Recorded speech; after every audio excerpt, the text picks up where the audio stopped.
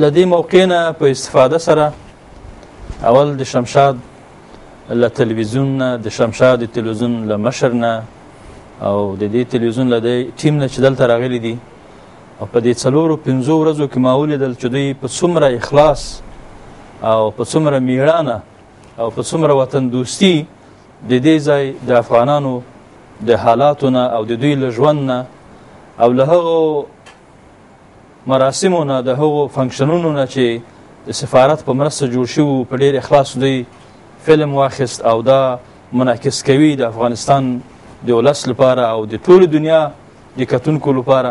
نو دا یو ډېر ستر کار و. واقعا زه د زړه له کومې له دوی نه منندو یم او یوسفزی صاحب خو له ما سره همیشه څنګ کې وي.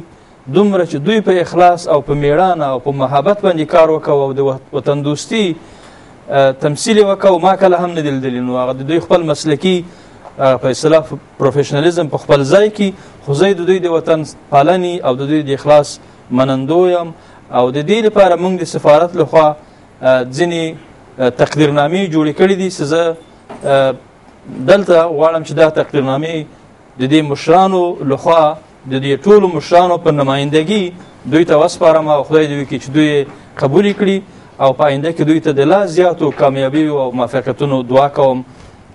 اوس به زه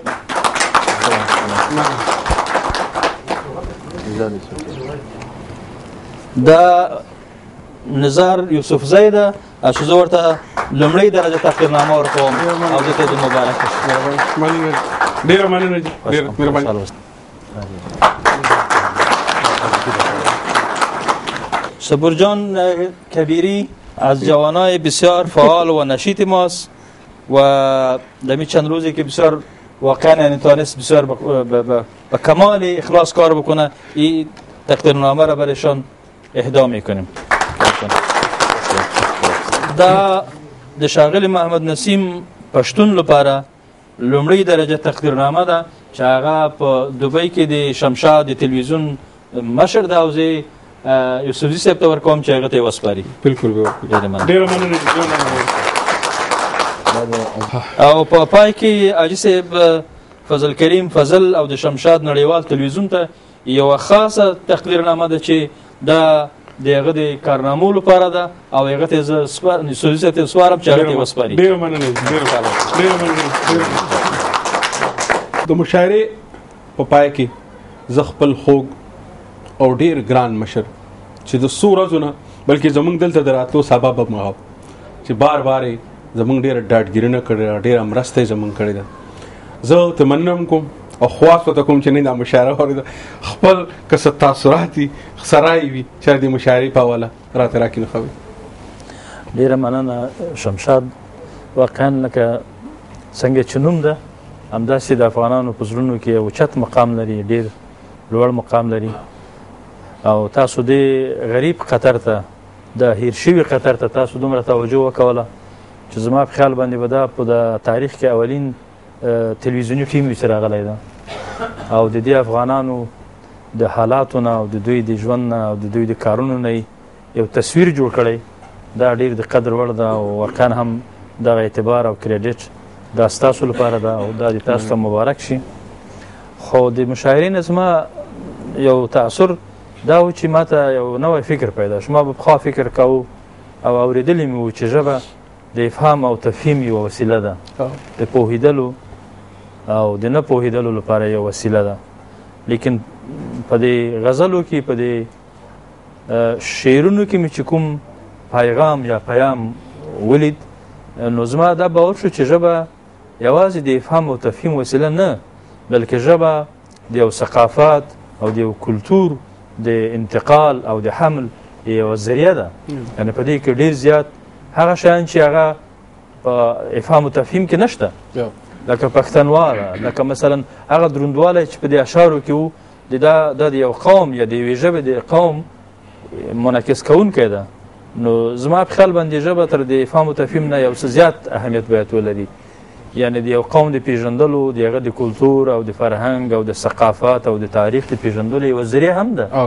نو په دې اساس که موږ غواړو چې قومونه ژوندي پاتې شي باید ژبه یې ژوندۍ پاتې شي او د دې ژبې د ژوندي ساتلو لپاره همدا شعر او همدا نثر همدا ادب همدا آرت او دا کوم پروګرامونه چې په دې یوه هفته کې جوړ شوي دي اکثره په همدې محور باندې څرخېدل.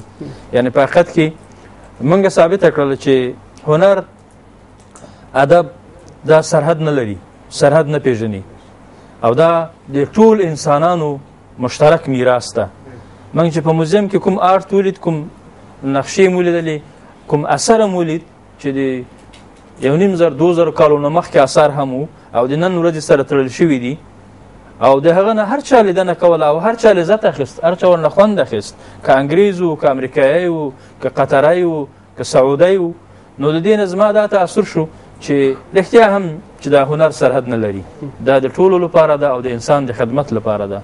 نو د مشاعرې نه زما همدا تاثر و، همدا برداشت مې و چې رښتیا هم نن په دې مشاعره کې د دې قوم په همدې ژبه د شعر په ژبه باندې هغه عنعنات، هغه کلتور، هغه دستور، هغه میړانه، هغه غیرت په دې ټپو کې، په دې شعرونو کې، په دې غزلونو کې راڅرګند شو چې دا باور مې شو چې باید همدغه لاره تقویه شي او د همدې لارې د تقویت لپاره کار وکړو. نو بیا هم په پای کې د دې مشرانو په نمایندګي د شمشاد نه ډیره مننه کوم او په دې وسیله له دې ځایه زه د خپلو مشرانو ډیر منندوی یم، د دوی نه ډیره مننه کوم چې په ډیر اخلاص او په ډیر محبت، یعنی کومه مینه چې دې مشرانو ماته راکړې په قطر کې زه کله هم نه هېروم. د دوی دغه درنوالی، د دوی دغه اخلاص، د دوی دغه محبت سره لږه څه کېدای شي له ډیرو نه به زه په سن کې په عمر کې کم یم، په علم کې ورنه کم یم، لیکن دوی کومه پوهه چې ماته راکړې، کوم اخلاص چې راکړی، کوم مینې چې راکړی، دا زه نه هېروم او زه د دوی نه ډېر منندوی یم. نور څه ستاسو وخت نه نیسم، نو همدومره خبرې وې. خبرې بیا هم مننه. خبرې وي خو دا کیک ته پاتې رجی دا به کټ کوو. په دې شمشاد ټلویزیون نوم لیکلی دی او دا حاجي صاحب ډېر په مینه باندې راوړی دی، نو دا ستاسو به یې کټ کوئ. بسم الله الرحمن الرحیم.